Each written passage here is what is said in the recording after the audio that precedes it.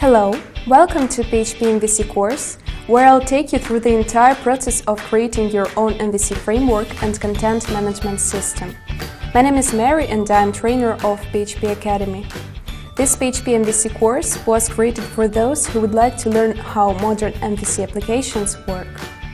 Throughout the course, we'll create MVC framework and content management system step by step.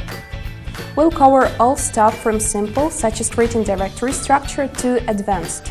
That is multi-language support, database interaction, sessions, authorization, admin section of website, and much more.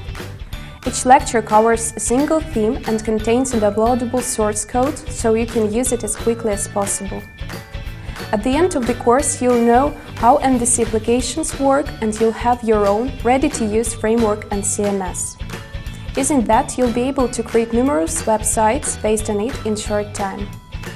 Also, it will be easier for you to understand other PHP frameworks, since all popular frameworks are based on MVC pattern that we'll learn. This course is designed for those who want to take their PHP skills to the next level.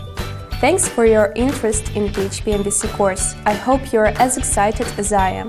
If you are ready to learn more and sign up for the course, go ahead and click Take this course button or take a test drive by using the free preview feature. See you during the course.